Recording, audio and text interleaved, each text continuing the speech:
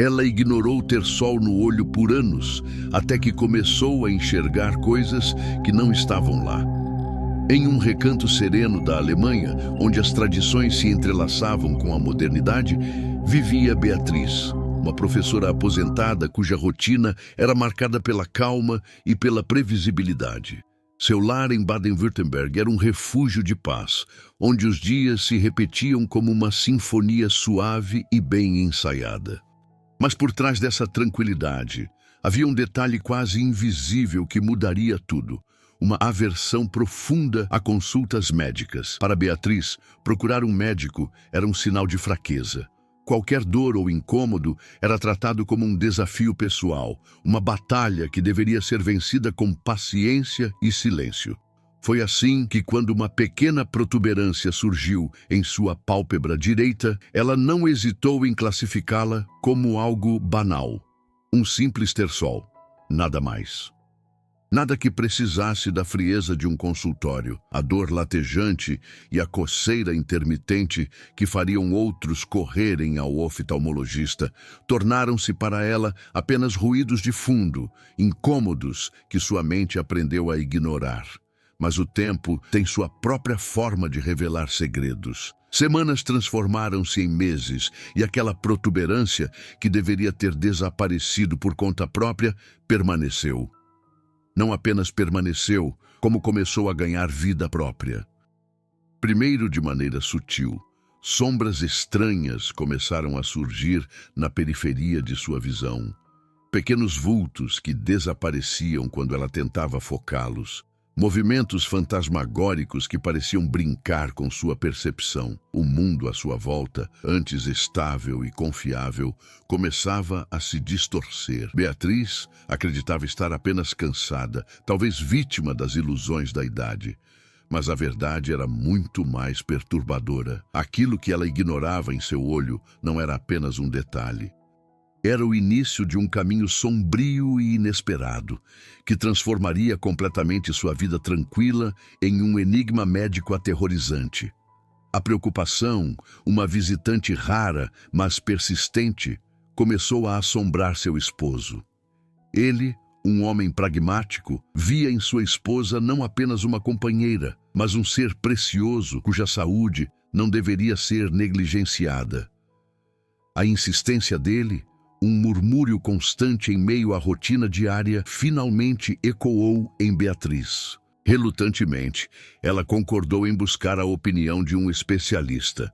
O destino a levou ao consultório do Dr. Elias Krüger, um oftalmologista cujo nome era sinônimo de precisão e dedicação no campo da retina e cirurgia ocular. Ao examinar Beatriz, o Dr. Krüger, um homem cuja carreira fora dedicada a desvendar os mistérios do olho humano, deparou-se com uma anomalia que transcendia o comum, uma condição que parecia mais pertencente aos anais da medicina do que à realidade clínica.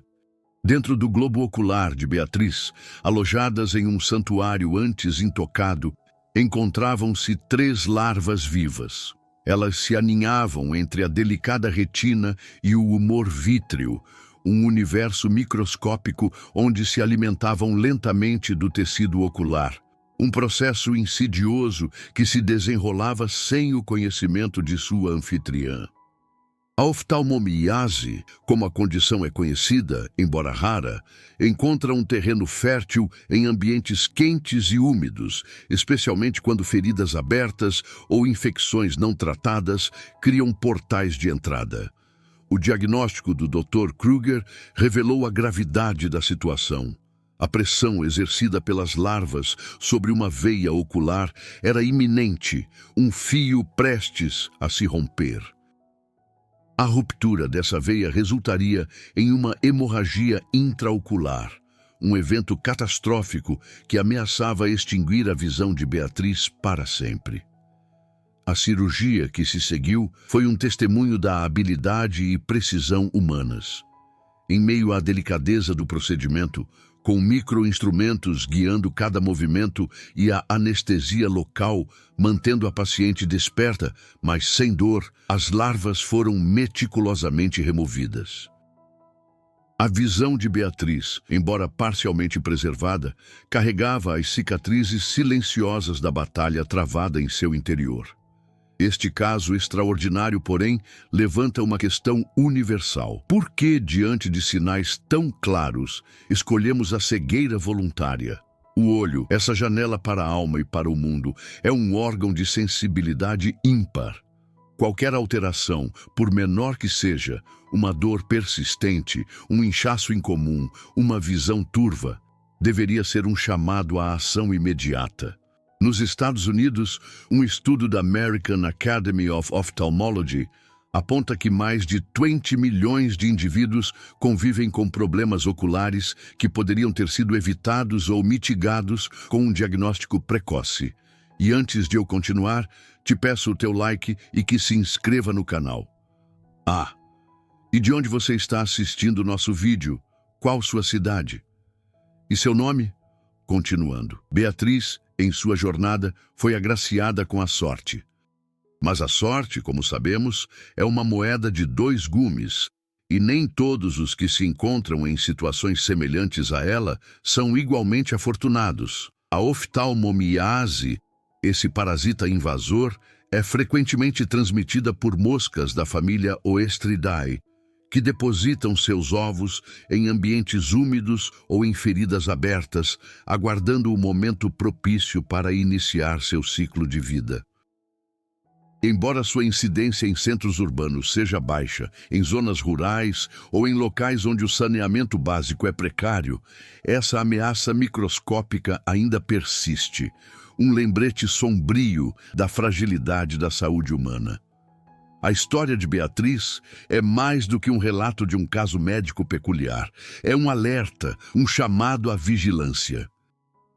Se você, ou alguém que você conhece, experimenta um inchaço persistente no olho, uma visão que se embaça inexplicavelmente ou qualquer sintoma ocular incomum, não hesite, não adie.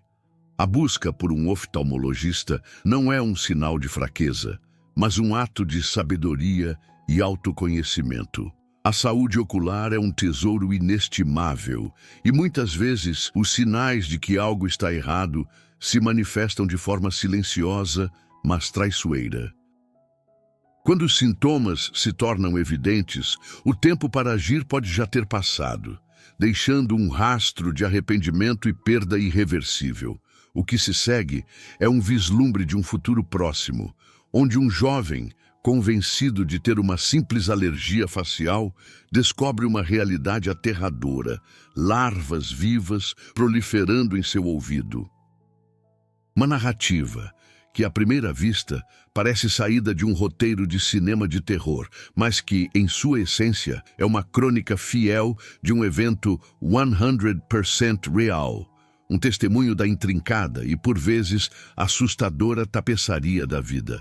A jornada de Beatriz, outrora uma professora dedicada, agora se desdobrava em um novo capítulo, um que exigia dela uma resiliência e uma adaptação que ela jamais imaginara possuir. A cirurgia, embora bem-sucedida na remoção das larvas, deixou sequelas, uma delicada dança entre a recuperação e a aceitação. O olho direito, agora livre de seus inquilinos indesejados, ainda lutava para readquirir a nitidez de antes. A visão, embora salva da escuridão iminente, permanecia embaçada, um véu sutil que alterava a percepção do mundo. Este período pós-operatório representou para Beatriz o que os estudiosos da jornada do herói descrevem como o caminho de volta, um retorno ao mundo ordinário, mas não sem seus próprios desafios e transformações. Ela precisava reaprender a navegar em um ambiente visualmente alterado, adaptando-se a novas formas de interagir com seu entorno. A cada passo, a cada piscada, ela reafirmava seu compromisso com a vida, aprendendo a confiar em seus sentidos recuperados, ainda que imperfeitos. A persistência do embaçamento visual serviu como um espelho constante das lutas que ela enfrentou. Não era apenas uma questão física. era um lembrete palpável da vulnerabilidade humana diante de ameaças microscópicas e da importância inestimável da saúde ocular. A vida cotidiana, que antes parecia fluir sem esforço, agora demandava uma atenção redobrada. Ler, costurar, até mesmo reconhecer rostos familiares à distância, tudo exigia um esforço consciente. No entanto, essa nova realidade, em vez de aprimir sua aversão à medicina, paradoxalmente, forjou nela um respeito profundo pelos profissionais de saúde e pela ciência que possuía o poder de restaurar e preservar. A experiência a ensinou que a autossuficiência, embora louvável, tem seus limites, e que a busca por ajuda médica não é um sinal de fraqueza, mas um ato de sabedoria e coragem. Essa fase de readaptação também aprofundou sua conexão com a comunidade. Compartilhar sua história, inicialmente com relutância, revelou-se um ato de libertação e fortalecimento. Ela descobriu que suas experiências ressoavam com muitos outros, que também haviam enfrentado batalhas silenciosas contra doenças ou negligenciado sinais de alerta em seus próprios corpos. Ao compartilhar sua jornada, Beatriz não apenas encontrou apoio, mas também se tornou uma fonte de inspiração, um farol de esperança para aqueles que ainda estavam imersos em suas próprias lutas. A empatia que ela demonstrava para com os outros, antes uma característica latente, agora florescia, alimentada pelas próprias adversidades que superara. Ademais, a experiência a impeliu a uma reavaliação de suas prioridades. A rotina que antes a confortava, agora parecia um palco para novas descobertas e um testemunho de sua resiliência. Ela passou a valorizar os pequenos prazeres da vida com uma intensidade renovada. O brilho do sol em uma manhã clara, o sorriso de um ente querido, a simples capacidade de enxergar o mundo ao seu redor. Aquele inchaço persistente, que um dia fora um incômodo ignorado, transformou-se em um catalisador para um profundo crescimento pessoal e espiritual. A lição aprendida não foi apenas sobre a importância de cuidar dos olhos, mas sobre a fragilidade e a preciosidade da vida em sua totalidade e sobre a força que reside em enfrentar as adversidades com fé e determinação. A resiliência de Beatriz, forjada nas experiências recentes, manifestou-se de maneira particular na forma como ela passou a interagir com o mundo da informação médica. Se antes ela evitava consultórios, agora buscava ativamente o conhecimento não por um interesse acadêmico, mas por uma necessidade intrínseca de compreender as complexidades do corpo humano e as armadilhas da negligência. Ela se tornou uma consumidora criteriosa de artigos científicos e relatos de casos, não para se autodiagnosticar, mas para cultivar uma consciência mais aguçada sobre os sinais que seu corpo e os corpos de seus entes queridos poderiam emitir. Essa nova postura a levou a um entendimento mais profundo sobre a natureza insidiosa de certas condições. Como elas podem se desenvolver silenciosamente, mascaradas por sintomas triviais, até atingirem um ponto crítico. Ademais, essa busca por conhecimento a fez perceber a vasta lacuna existente entre a informação médica disponível e a compreensão prática da população em geral. Ela percebeu que muitos, assim como ela no passado, poderiam sucumbir à tentação de minimizar ou ignorar sintomas preocupantes, seja por falta de acesso à informação confiável, seja por um receio intrínseco de enfrentar realidades médicas. Por conseguinte, Beatriz sentiu um chamado para compartilhar seu aprendizado, não de forma alarmista, mas de maneira educativa e empoderadora. Ela começou a participar de grupos comunitários, oferecendo-se para palestras informais sobre saúde ocular e a importância da detecção precoce de doenças, utilizando sua própria história como um estudo de caso acessível e relevante. Sua narrativa, agora enriquecida com o conhecimento adquirido, servia como um poderoso antídoto contra a complacência. Entretanto, a jornada de Beatriz não se limitou à esfera pessoal ou comunitária. Ela também influenciou sua percepção sobre a responsabilidade coletiva na promoção da saúde pública.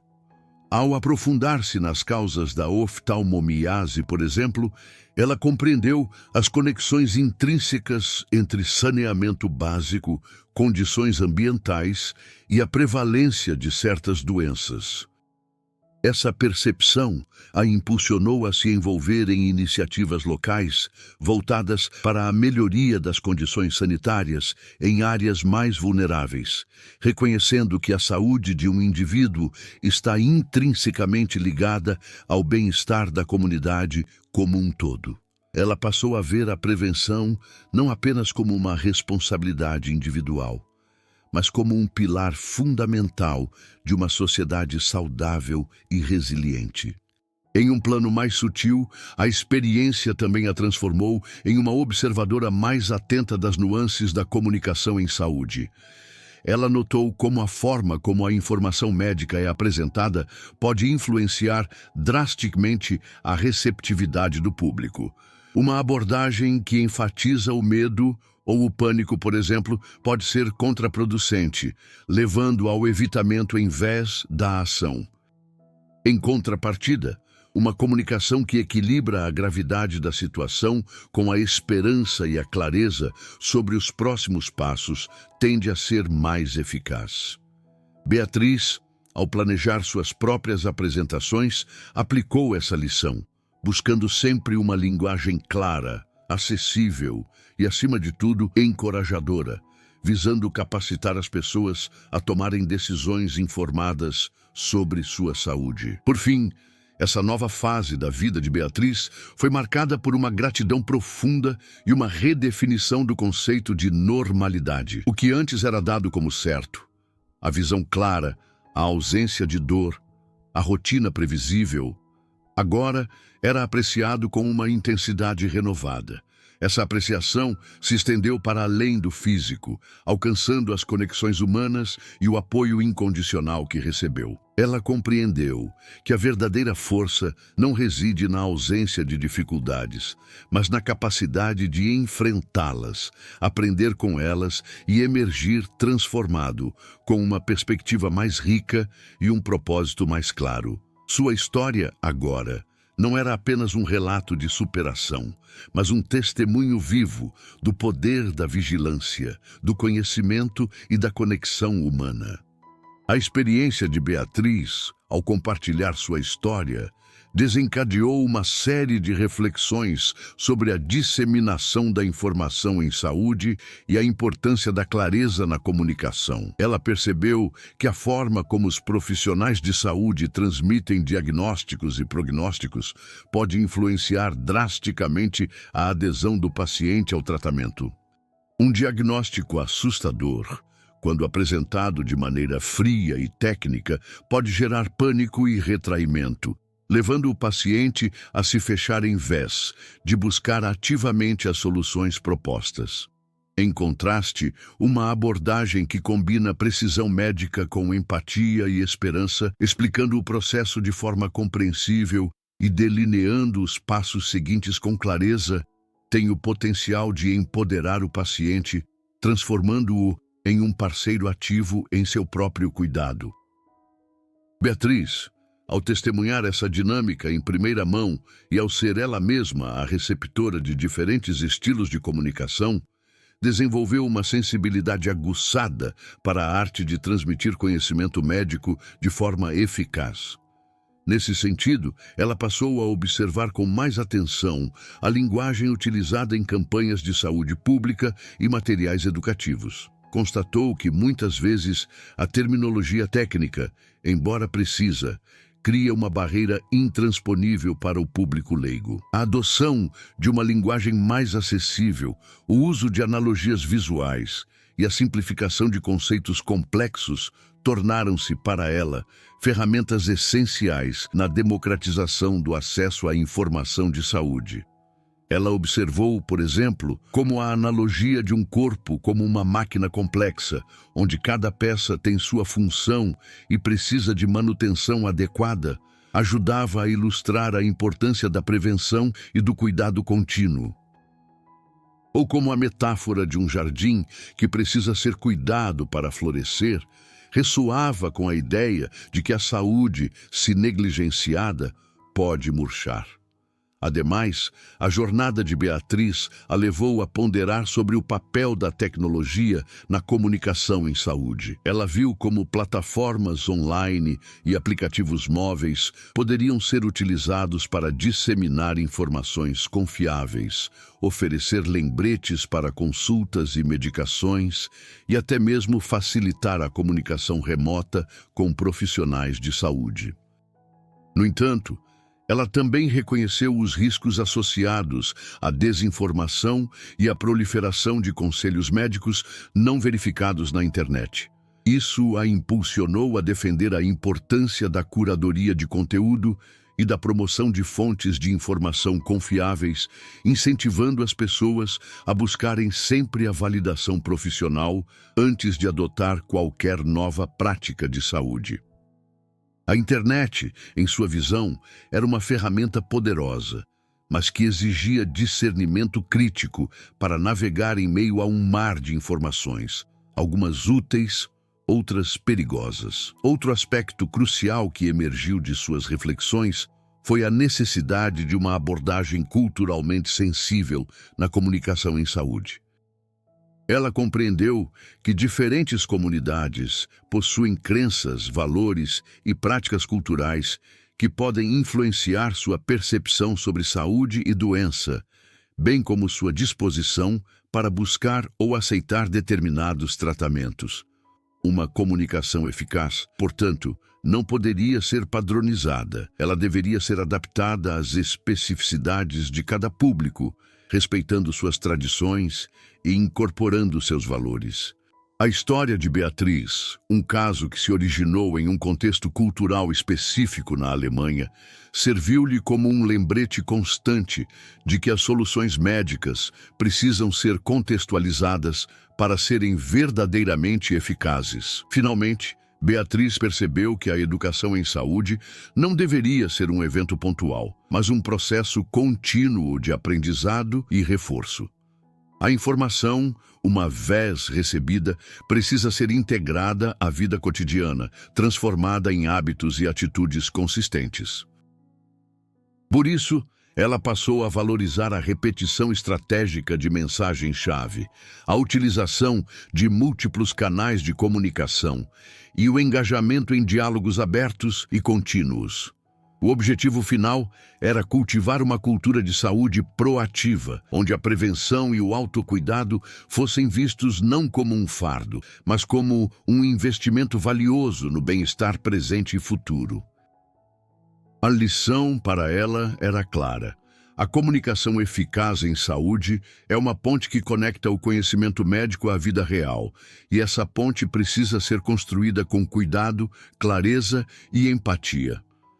A experiência de Beatriz a levou a uma profunda reflexão sobre a natureza da percepção e como nossas expectativas podem moldar o que vemos ou deixamos de ver.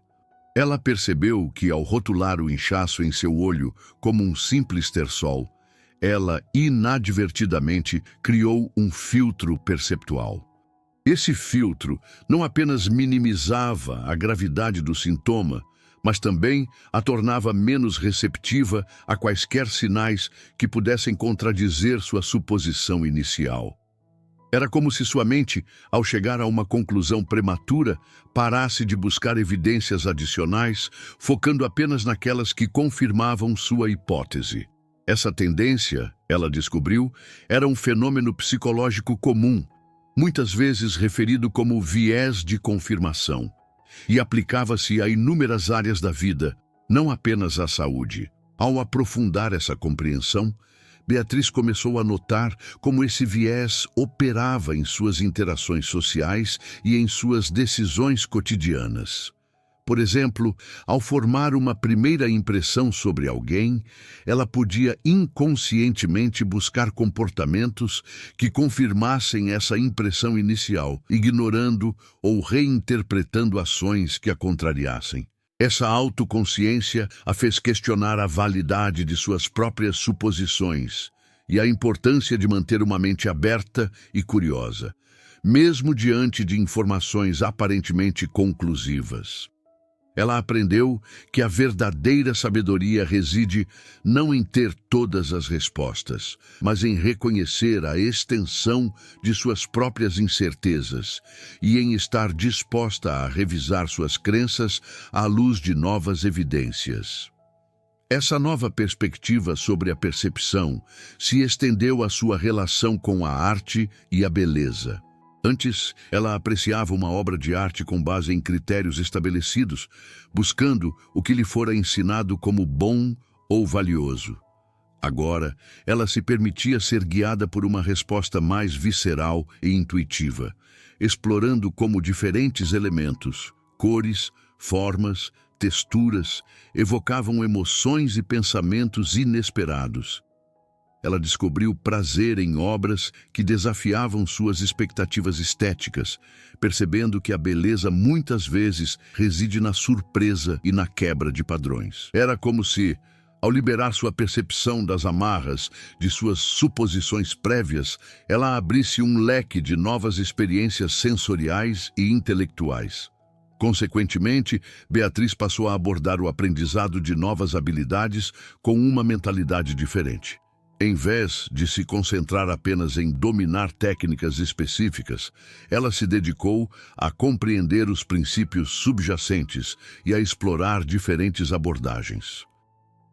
Ela percebeu que a maestria não era um destino final, mas um processo contínuo de experimentação e refinamento. Essa abordagem, ao reduzir a pressão por resultados imediatos e perfeitos, paradoxalmente, acelerou seu progresso, pois ela se sentia mais livre para errar, aprender e inovar. A própria jornada de cura de seu olho tornou-se um símbolo dessa nova filosofia. Um processo gradual de adaptação e descoberta, onde cada pequeno avanço era celebrado. Em suma, a jornada de Beatriz, com um inchaço em seu olho, transcendeu a mera recuperação física. Ela se tornou uma profunda exploração da mente humana, da maneira como interpretamos o mundo e de como nossas percepções podem tanto nos guiar quanto nos iludir. Ao confrontar a realidade de sua condição ocular, ela inadvertidamente embarcou em uma jornada de autodescoberta, aprendendo a questionar suas próprias suposições, a abraçar a incerteza e a valorizar a riqueza que emerge de uma percepção aberta e curiosa. Essa transformação interna, mais do que a restauração de sua visão, representou a verdadeira vitória, um testemunho do poder de uma mente disposta a ver além do óbvio. A jornada de Beatriz, ao desvendar as complexidades de sua própria percepção, a levou a um campo fascinante. A influência do ambiente na formação de nossas crenças e comportamentos.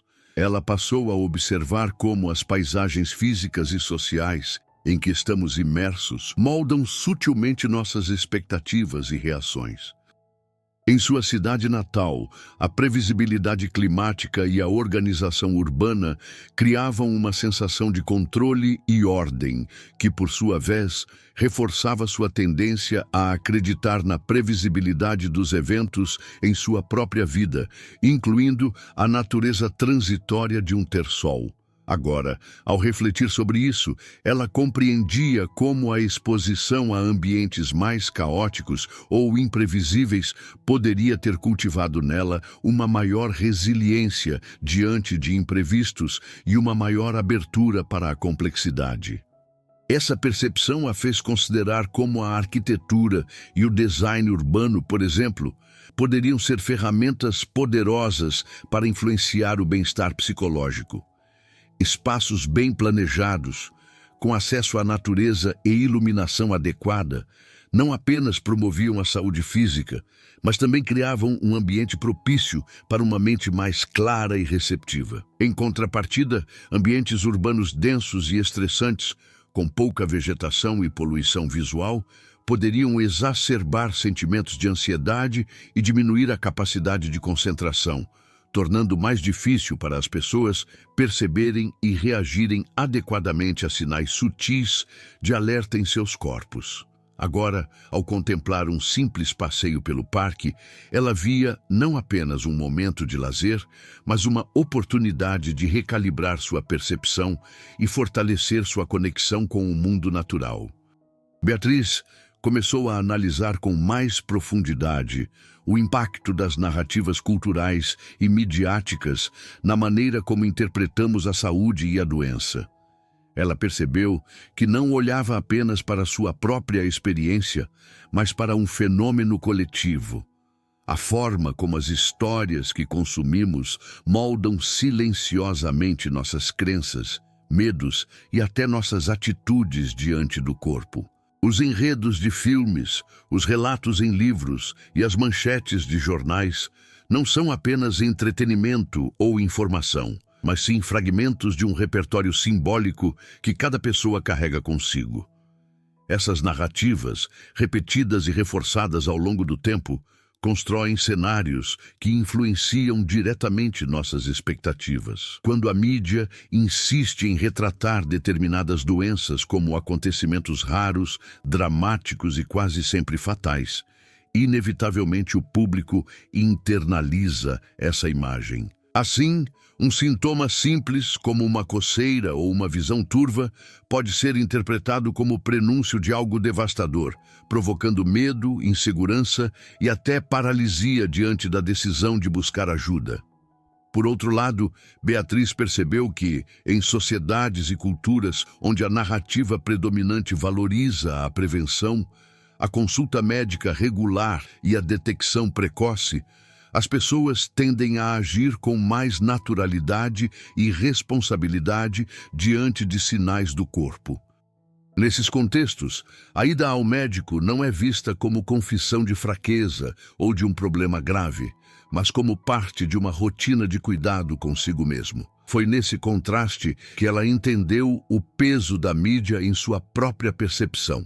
Ao transformar casos semelhantes ao seu em reportagens, documentários ou até campanhas de conscientização, a imprensa e o entretenimento não apenas informam, mas também constroem pontes entre a experiência individual e a consciência coletiva. Um episódio médico que poderia permanecer isolado torna-se então uma lição compartilhada, algo que transcende a esfera privada e alimenta uma cultura de cuidado, alerta e empatia. Beatriz concluiu que seu caso não era apenas sobre saúde ocular, mas também sobre o poder das histórias em determinar como cada um de nós lida com a vulnerabilidade. Nesse processo, ela se deu conta de que estava, de certa forma, vivendo duas narrativas paralelas: a médica, concreta e objetiva, e a cultural, simbólica e subjetiva, ambas se entrelaçando para moldar a forma como enxergava a si mesma e o mundo.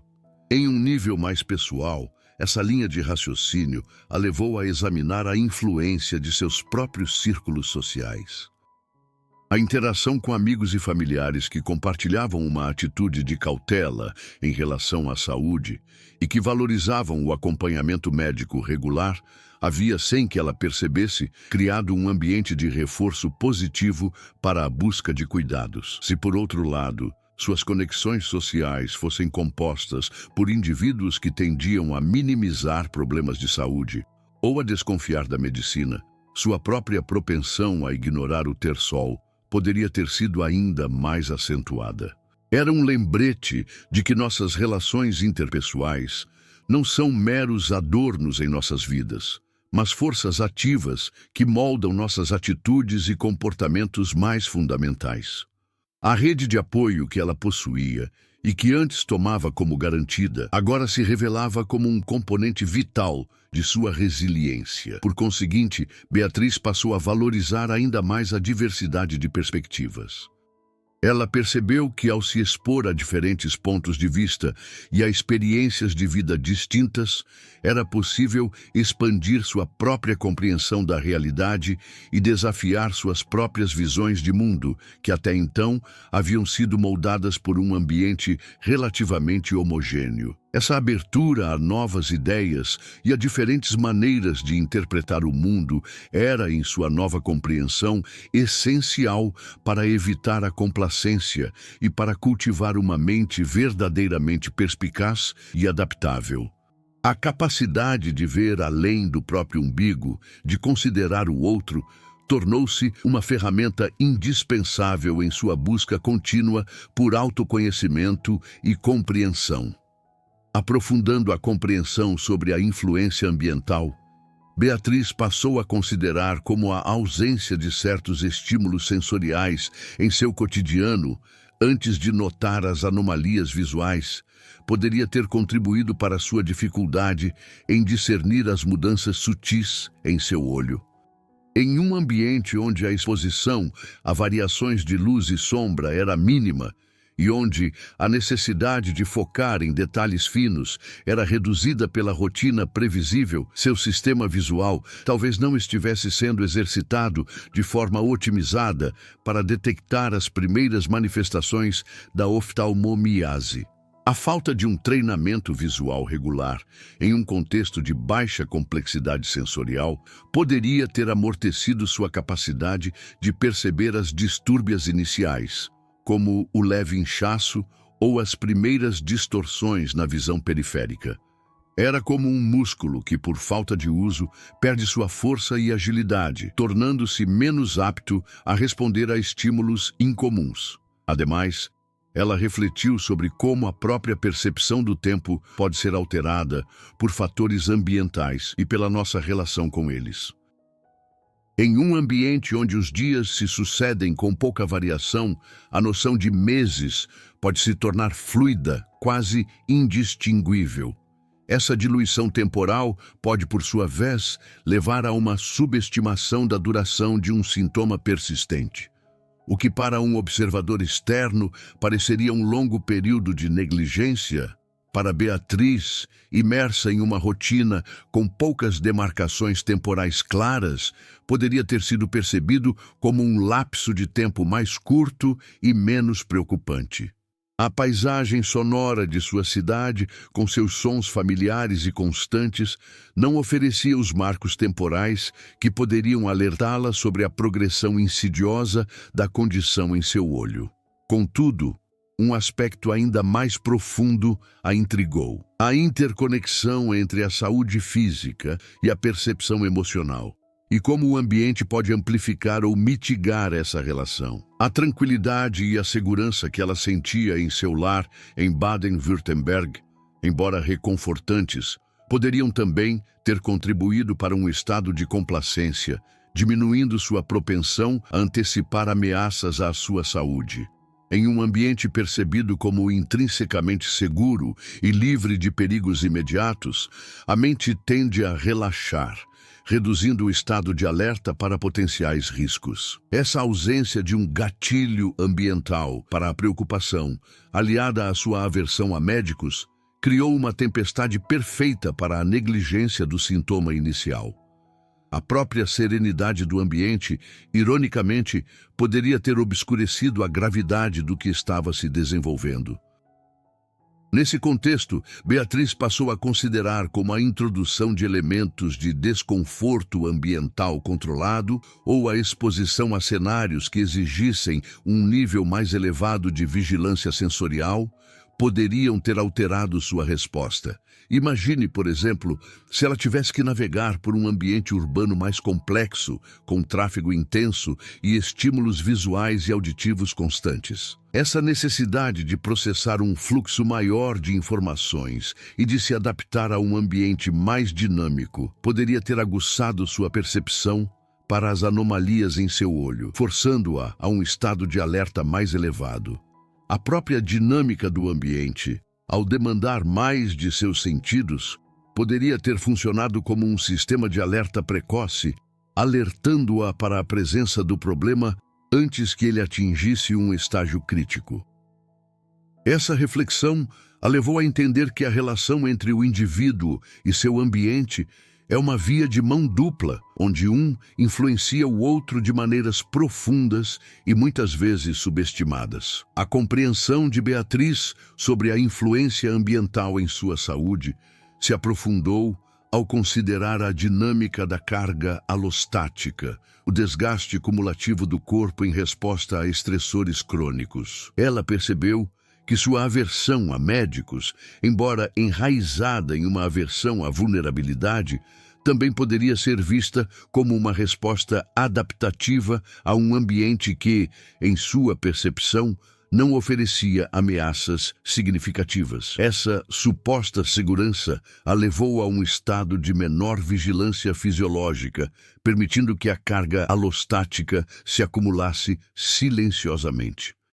A pressão constante, mesmo que sutil, exercida pelas larvas em seu olho, somada à ausência de um estressor ambiental mais agudo que a forçasse a um estado de alerta elevado, permitiu que o processo patológico avançasse sem ser detectado. Era como um rio que, em seu curso tranquilo e sem obstáculos, acumula sedimentos imperceptíveis até que, de repente, transborda. Além disso, ela começou a ponderar sobre como a representação cultural de doença e saúde em sua comunidade poderia ter moldado sua resposta. Em um contexto onde a robustez física e a autossuficiência eram altamente valorizadas, a busca por ajuda médica para um problema aparentemente menor, como um ter-sol, poderia ser interpretada como um sinal de fraqueza ou excesso de preocupação. Essa pressão social implícita, combinada com sua própria predisposição, criou um ciclo onde a negligência era reforçada por normas sociais. Agora, ao analisar essa dinâmica, ela entendia que a percepção de normalidade em um ambiente é um poderoso regulador do comportamento individual, especialmente em relação à saúde. Um aspecto particularmente revelador foi a sua reflexão sobre a plasticidade cerebral e como experiências passadas, mesmo as aparentemente insignificantes, poderiam reconfigurar as respostas neurais a novos estímulos. Sua aversão a médicos, talvez originada em uma experiência infantil negativa ou na observação de terceiros, pode ter criado caminhos neurais que a predispunham a evitar situações médicas, independentemente da gravidade real da condição. Essa predisposição neurológica, ao interagir com o ambiente relativamente seguro de sua vida cotidiana, tornou mais fácil para ela simplesmente desligar a resposta de alerta associada ao inchaço em seu olho, em vez de ativar um protocolo de investigação e cuidado. Por outro lado, Beatriz também reconheceu que a própria raridade da oftalmomiase, em seu contexto geográfico específico, desempenhou um papel em sua incapacidade de reconhecer os sinais. A ausência de experiências prévias ou de narrativas culturais sobre parasitas oculares em seu ambiente a deixou despreparada para interpretar corretamente os sintomas anômalos. Se ela tivesse crescido em uma região onde essa condição fosse mais prevalente, sua resposta instintiva a um inchaço persistente provavelmente teria sido muito diferente, ativando mecanismos de defesa e busca por informação mais rapidamente. A falta de um contexto de referência ambiental para a doença a deixou vulnerável à desinformação interna. Finalmente, ela chegou a uma compreensão mais matizada da relação entre estresse e imunidade. A negação persistente do sintoma, embora fosse uma estratégia de enfrentamento para reduzir a ansiedade, também poderia ter contribuído para um estado de estresse crônico de baixo nível. Esse estresse prolongado, por sua vez, poderia ter comprometido sua resposta imunológica, tornando-a potencialmente mais suscetível à progressão da infecção parasitária. Assim, a tentativa de evitar o estresse associado à busca médica acabou por criar um ciclo vicioso, onde a própria negação, mantida por fatores ambientais e psicológicos, contribuía para a deterioração de sua saúde ocular. A percepção de Beatriz sobre a influência do ambiente em sua saúde a levou a um novo nível de introspecção. A maneira como as expectativas sociais e culturais moldam nossa resposta a sinais de desconforto físico. Ela passou a observar como, em sua sociedade, a ênfase na resiliência e na autossuficiência, embora louvável, poderia inadvertidamente criar um ambiente onde a busca por ajuda médica para sintomas aparentemente menores fosse vista como uma demonstração de fraqueza. Essa pressão implícita, um murmúrio constante no pano de fundo de suas interações sociais, a levou a reinterpretar os primeiros sinais de sua condição ocular não como um chamado à ação, mas como uma falha pessoal em aguentar firme. A dor e o inchaço foram então desqualificados como meros incômodos passageiros, uma forma de testar sua própria força interior, em vez de serem reconhecidos como alertas fisiológicos que exigiam atenção especializada. Um aspecto particularmente revelador dessa dinâmica foi a forma como a mídia e as narrativas populares frequentemente retratavam a superação de adversidades de saúde como um triunfo solitário da força de vontade. Histórias de pessoas que enfrentaram doenças graves com estoicismo e determinação, sem nunca demonstrar fraqueza, eram celebradas. Essa glorificação da resiliência individual, embora inspiradora em muitos aspectos, inadvertidamente criava um modelo de comportamento que desencorajava a busca por apoio externo, especialmente em fases iniciais de uma condição. Beatriz percebeu que, ao internalizar essas narrativas, ela havia criado um padrão onde a vulnerabilidade era vista como um fracasso, e não como uma parte inerente da experiência humana que, quando compartilhada e abordada com o apoio adequado, pode levar à cura e ao crescimento. Ademais, ela começou a examinar como a própria estrutura de sua rotina, antes de sua aposentadoria, poderia ter contribuído para essa perspectiva. Como professora, ela estava acostumada a ser a fonte de conhecimento e suporte para seus alunos, em uma posição de autoridade e controle. Essa dinâmica de poder, quando transposta para sua vida pessoal, pode ter criado uma resistência inconsciente em admitir a necessidade de ajuda ou em reconhecer limitações em seu próprio corpo. A ideia de procurar um médico, de se colocar na posição de paciente, poderia ter sido percebida como uma inversão de papéis, uma abdicação de sua habitual postura de controle e competência. Era como se a própria identidade profissional, que ela cultivara por décadas, a predispunha a uma certa relutância em admitir a própria fragilidade. Essa reflexão a levou a considerar a importância de desconstruir esses modelos culturais que podem, inadvertidamente, prejudicar a saúde individual. Ela passou a defender a ideia de que a verdadeira força não reside na negação da vulnerabilidade, mas na coragem de reconhecê-la e na sabedoria de buscar o apoio necessário. A busca por ajuda médica, em sua nova compreensão, não era um sinal de fraqueza, mas um ato de autocompaixão e de responsabilidade, um reconhecimento de que cuidar de si mesmo é, em última análise, um ato de força e de amor próprio. Era preciso redefinir o conceito de resiliência, não como a capacidade de suportar tudo sozinho, mas como a habilidade de se adaptar, buscar recursos e florescer, mesmo diante das adversidades. Finalmente, Beatriz percebeu que a educação em saúde deveria ir além da mera transmissão de informações factuais sobre doenças e tratamentos. Ela deveria também abordar as barreiras psicológicas e sociais que impedem as pessoas de buscarem cuidados quando necessário. Ensinar as pessoas a reconhecerem seus próprios sinais de alerta, a validarem suas preocupações e a superarem o estigma associado à busca por ajuda era tão crucial quanto explicar os mecanismos de uma doença.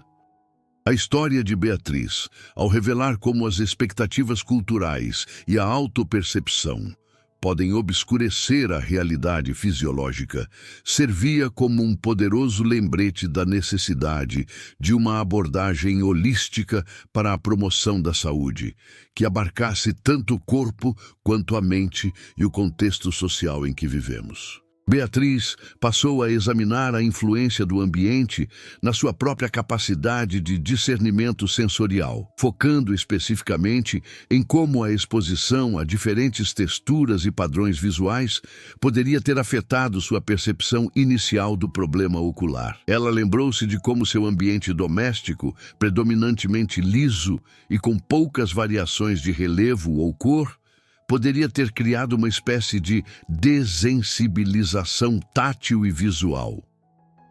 A ausência de estímulos complexos e variados em seu cotidiano, tanto em termos de superfícies quanto de padrões visuais, poderia ter diminuído sua sensibilidade a anomalias sutis. Em outras palavras, a uniformidade de seu ambiente poderia ter tornado seu sistema sensorial menos apto a detectar desvios do normal, como o leve inchaço ou as alterações na textura da pálpebra, que eram quase imperceptíveis em meio à monotonia sensorial. Ademais, ela refletiu sobre a importância da plasticidade sensorial, a capacidade do cérebro de reorganizar suas conexões em resposta a novas experiências. A falta de exposição a ambientes que demandassem um processamento sensorial mais aguçado, como um mercado movimentado com uma profusão de cores e formas, ou um ambiente natural com texturas diversas, significava que seus sistemas sensoriais não estavam sendo constantemente desafiados a se adaptar e a refinar suas respostas. Essa falta de exercício sensorial poderia ter contribuído para uma menor capacidade de detectar as primeiras anomalias, tornando-a menos sensível aos sinais que seu corpo enviava. Um aspecto particularmente interessante que emergiu dessa reflexão foi a relação entre a atenção focada e a percepção periférica. Ela percebeu que em seu ambiente controlado e previsível, sua atenção tendia a se concentrar em tarefas específicas, com pouca necessidade de escanear ativamente o ambiente em busca de informações novas ou inesperadas.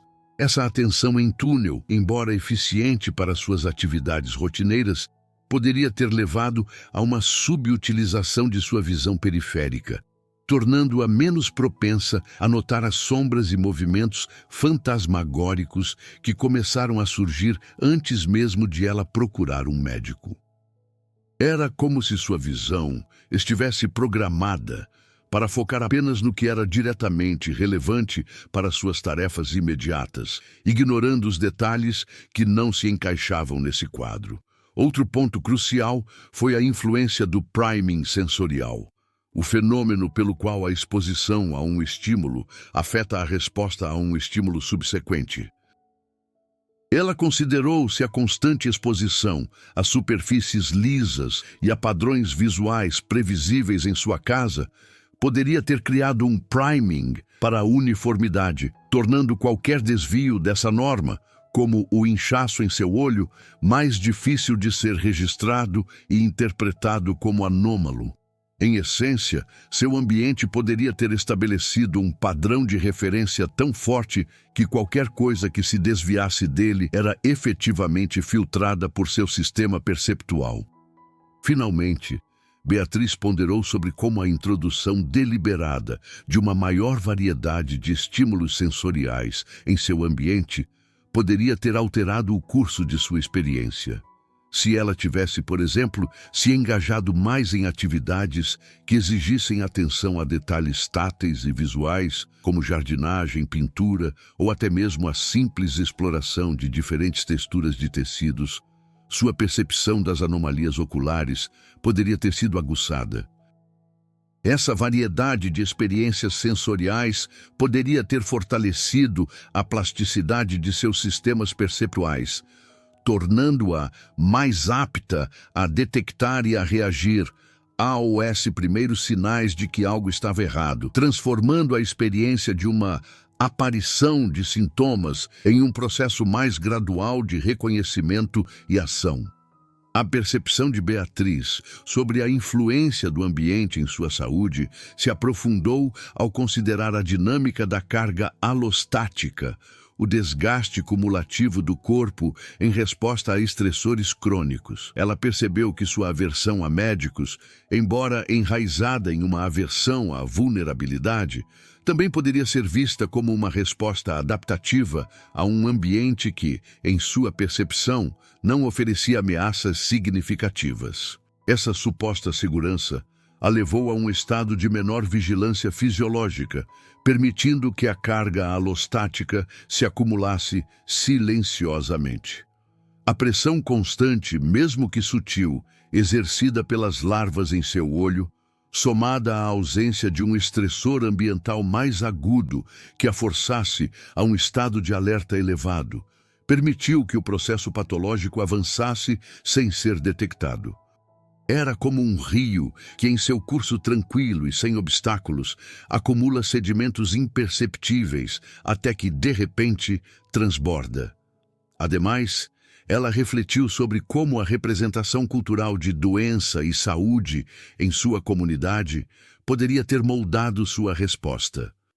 Em um contexto onde a robustez física e a autossuficiência eram altamente valorizadas, a busca por ajuda médica para um problema aparentemente menor, como um terçol, poderia ser interpretada como um sinal de fraqueza ou excesso de preocupação. Essa pressão social implícita, combinada com sua própria predisposição, criou um ciclo onde a negligência era reforçada por normas sociais.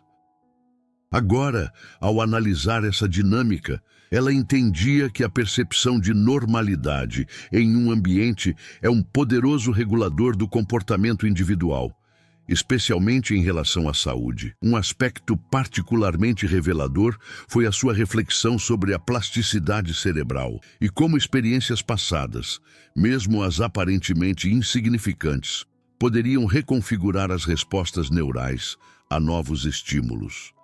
Sua aversão a médicos, talvez originada em uma experiência infantil negativa ou na observação de terceiros, pode ter criado caminhos neurais que a predispunham a evitar situações médicas, independentemente da gravidade real da condição. Essa predisposição neurológica, ao interagir com um ambiente relativamente seguro de sua vida cotidiana, tornou mais fácil para ela simplesmente desligar a resposta de alerta associada ao inchaço em seu olho, em vez de ativar um protocolo de investigação e cuidado.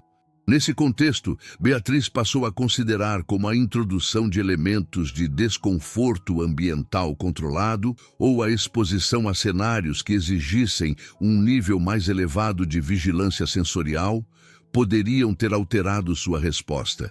Imagine, por exemplo, se ela tivesse que navegar por um ambiente urbano mais complexo, com tráfego intenso e estímulos visuais e auditivos constantes. Essa necessidade de processar um fluxo maior de informações e de se adaptar a um ambiente mais dinâmico poderia ter aguçado sua percepção para as anomalias em seu olho, forçando-a a um estado de alerta mais elevado.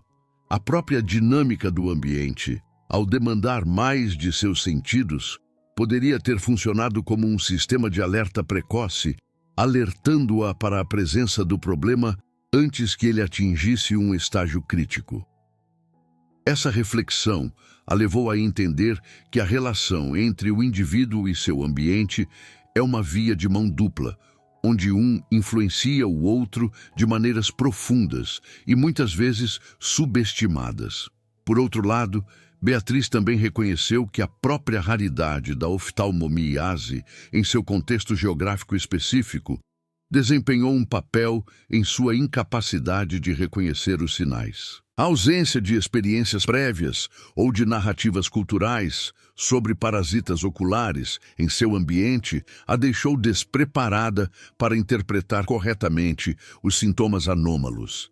Se ela tivesse crescido em uma região onde essa condição fosse mais prevalente, sua resposta instintiva a um inchaço persistente provavelmente teria sido muito diferente, ativando mecanismos de defesa e busca por informação mais rapidamente. A falta de um contexto de referência ambiental para a doença a deixou vulnerável à desinformação interna.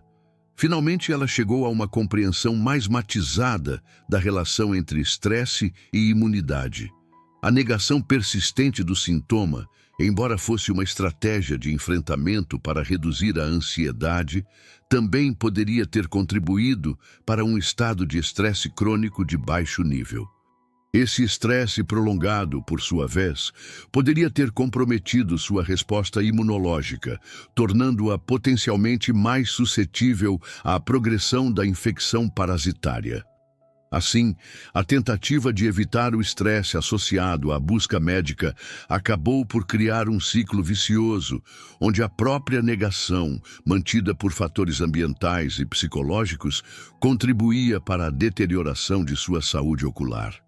A compreensão de Beatriz sobre a influência do ambiente em sua saúde expandiu-se para abranger a dinâmica da carga alostática, o desgaste físico e mental resultante da exposição prolongada a estressores.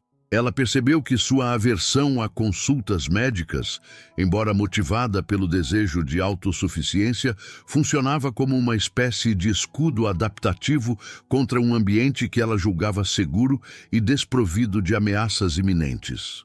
Essa percepção de segurança, contudo, paradoxalmente, a conduziu a um estado de menor vigilância fisiológica, permitindo que a pressão insidiosa das larvas em seu olho se acumulasse silenciosamente, como um rio que, sem corredeiras aparentes, gradualmente aprofunda seu leito e acumula sedimentos. Ademais, ela passou a analisar como as representações culturais de saúde e doença em sua comunidade familiar poderiam ter moldado sua resposta inicial.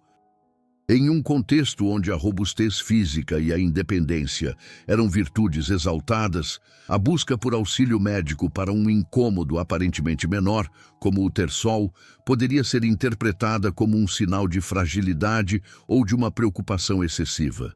Essa norma social implícita, aliada à sua própria predisposição, criou um ciclo onde a negligência do sintoma era, de certa forma, reforçada por expectativas sociais. Agora, ao refletir sobre isso, ela compreendia que a definição de normalidade dentro de um determinado ambiente social atua como um poderoso regulador do comportamento individual, especialmente no que diz respeito à saúde.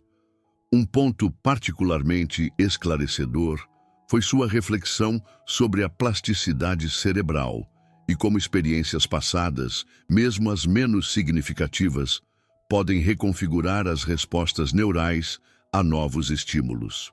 Sua aversão a médicos, possivelmente originada em uma experiência infantil desagradável ou na observação de terceiros, pode ter estabelecido caminhos neurais que a predispusessem a evitar situações médicas, independentemente da gravidade real da condição. Essa predisposição neurológica, ao interagir com a relativa segurança percebida em seu ambiente cotidiano, facilitou o desligamento da resposta de alerta associada ao inchaço em seu olho, em detrimento da ativação de um protocolo de investigação e cuidado. Nesse contexto, Beatriz começou a considerar como a introdução intencional de elementos de desconforto ambiental controlado, ou a exposição a cenários que exigissem um nível mais elevado de vigilância sensorial poderia ter alterado sua reação. Imagine, por exemplo, se ela tivesse que navegar por um ambiente urbano mais complexo, com tráfego intenso e uma profusão de estímulos visuais e auditivos. Essa necessidade de processar um fluxo maior de informações e de se adaptar a um ambiente mais dinâmico poderia ter aguçado sua percepção para as anomalias em seu olho, forçando-a a um estado de alerta mais elevado. A própria dinâmica do ambiente, ao demandar mais de seus sentidos, poderia ter funcionado como um sistema de alerta precoce, notificando-a sobre a presença do problema antes que ele atingisse um estágio crítico. Essa reflexão a fez compreender que a relação entre o indivíduo e seu entorno é uma via de mão dupla, onde um influencia o outro de maneiras profundas e muitas vezes subestimadas. Por outro lado, Beatriz também reconheceu que a própria raridade da oftalmomiase, em seu contexto geográfico específico, desempenhou um papel significativo em sua incapacidade de reconhecer os sinais. A ausência de experiências prévias ou de narrativas culturais sobre parasitas oculares em seu ambiente a deixou despreparada para interpretar corretamente os sintomas anômalos. Se ela tivesse vivenciado em uma região onde essa condição fosse mais prevalente, sua resposta instintiva a um inchaço persistente provavelmente teria sido muito diferente, ativando mecanismos de defesa e busca por informação de maneira mais célere. A falta de um contexto de referência ambiental para a doença a deixou, infelizmente, vulnerável à desinformação interna. Finalmente, ela chegou a uma compreensão mais matizada da relação entre estresse e imunidade. A negação persistente do sintoma, embora servisse como uma estratégia de enfrentamento para mitigar a ansiedade, também poderia ter contribuído para um estado de estresse crônico de baixo nível. Esse estresse prolongado, por sua vez, poderia ter comprometido sua resposta imunológica, tornando-a potencialmente mais suscetível à progressão da infecção parasitária. Assim, a tentativa de evitar o estresse associado à busca médica acabou por criar um ciclo vicioso, onde a própria negação, mantida por fatores ambientais e psicológicos, contribuía para a deterioração de sua saúde ocular. Ao entrelaçarmos os diversos fios que compõem esta narrativa, percebemos que a experiência de Beatriz transcende um mero relato de infortúnio ocular. Ela se revela como um espelho multifacetado das complexidades que regem a interação humana com o mundo, tanto o externo quanto o interno. As reflexões que emergiram ao longo desta jornada pintam um quadro vívido de como nossas percepções, moldadas por um intrincado mosaico de influências ambientais, culturais e psicológicas, podem tanto nos guiar quanto nos desviar do caminho da clareza e do cuidado. A forma como o palco da vida é preparado, com suas paisagens sensoriais e suas normas sociais implícitas, estabelece as fundações sobre as quais construímos nossas respostas esses sinais que nosso corpo nos envia. Nesta perspectiva, é possível vislumbrar como a própria estrutura do nosso cotidiano, a previsibilidade ou a complexidade do ambiente em que estamos inseridos pode influenciar a agudeza de nossos sentidos e a prontidão de nossas reações. A ausência de estímulos desafiadores ou a familiaridade excessiva com um determinado cenário podem sutilmente adormecer nossa capacidade de detecção de anomalias, tornando-nos menos aptos a perceber as nuances que, em outras circunstâncias, seriam imediatamente evidentes. É como se o cérebro, em um ambiente de baixa demanda sensorial, otimizasse seus recursos, priorizando a eficiência em detrimento da vigilância constante, uma adaptação que, embora útil em um contexto estável, pode se tornar uma armadilha quando o inesperado se manifesta. Refletindo sobre esta jornada até agora, torna-se claro que a maneira como interpretamos e valorizamos a saúde é profundamente influenciada pelas narrativas que nos cercam. As histórias que celebram a resiliência solitária ou que minimizam a importância de cuidados preventivos podem, inadvertidamente, criar barreiras psicológicas que nos afastam da busca por ajuda. A pressão social para a autossuficiência, quando levada ao extremo, pode mascarar a verdadeira força que reside na vulnerabilidade admitida e na busca por apoio. A identidade que construímos, seja ela profissional ou pessoal, também desempenha um papel significativo, influenciando nossa disposição em aceitar a necessidade de cuidado e em nos colocarmos na posição de pacientes. À medida que avançamos em direção à conclusão, o caminho a seguir se delineia com maior clareza.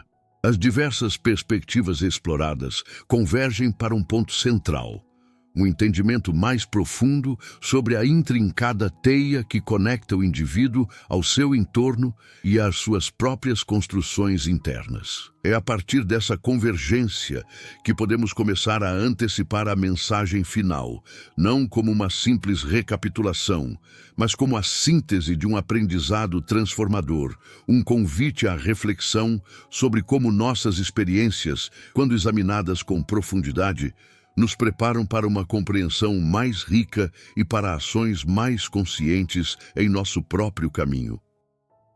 A jornada de Beatriz, iniciada com a negligência de um sintoma aparentemente trivial, desdobra-se em uma profunda meditação sobre a natureza da percepção e a intrincada relação entre o ser humano e seu ambiente. O que começou como um ter-sol, um incômodo passageiro, transformou-se em um portal para a compreensão de como nossas suposições, moldadas por um complexo tecido de influências ambientais, culturais e psicológicas, podem tanto nos guiar quanto nos desviar da verdade mais fundamental sobre nosso próprio bem-estar. A serenidade de Baden-Württemberg, a valorização da autossuficiência e as narrativas culturais que exaltavam a resiliência solitária criaram um solo fértil para a complacência, permitindo que o silêncio insidioso da doença avançasse sem ser detectado. Essa experiência, contudo, não se encerra no desfecho médico. Ela ressoa como um chamado à vigilância, não apenas para o corpo, mas para a própria mente que interpreta os sinais que ele envia. A percepção, Beatriz descobriu, não é um espelho passivo da realidade, mas uma lente ativa, moldada por filtros internos e externos. A tendência humana de buscar confirmação para suas crenças pré-existentes, de minimizar o que é desconfortável, e de valorizar a força em detrimento da vulnerabilidade pode obscurecer a verdade, mesmo quando ela se apresenta de forma tão palpável. A história de Beatriz é, portanto, um convite a examinarmos criticamente as lentes através das quais vemos o mundo e a nós mesmos, a questionarmos as narrativas que internalizamos e a reconhecermos que a verdadeira força muitas vezes reside na coragem de admitir a própria fragilidade e buscar a luz do conhecimento e do cuidado. A lição que emana desta jornada é que a saúde não é um estado estático, mas um processo dinâmico de interação contínua entre o indivíduo e seu universo. Cada detalhe do ambiente, desde a textura de uma parede até a dinâmica de uma conversa, pode influenciar sutilmente nossa percepção e nossa resposta aos sinais vitais de nosso corpo. Da mesma forma, as histórias que contamos a nós mesmos e que ouvimos de outros tecem a tapeçaria de nossas crenças sobre o que significa ser saudável e resiliente. A medicina, em sua essência, não é apenas a ciência de curar o corpo, mas também a arte de compreender a complexidade da experiência humana, reconhecendo que a mente e o corpo estão intrinsecamente ligados e que ambos precisam de atenção, cuidado e, acima de tudo, de uma percepção clara e honesta. A verdadeira prática, então, começa agora, não nas páginas deste relato, mas na forma como escolhemos viver cada dia. Começa com a disposição de olhar para além do óbvio, de questionar nossas próprias suposições e de abraçar a vulnerabilidade não como uma fraqueza, mas como uma porta para a conexão e a cura. É um convite a cultivar uma atenção plena, aos detalhes, tanto do mundo exterior quanto do universo interior, e a lembrar que em cada sintoma, em cada incômodo, pode haver uma mensagem esperando para ser ouvida. A sabedoria reside em escutar com o coração aberto e a mente desperta, reconhecendo que a jornada mais importante é aquela que nos leva a uma compreensão mais profunda de nós mesmos e do mundo que habitamos, transformando cada experiência, por mais desafiadora que seja, em um degrau para um crescimento mais pleno e consciente.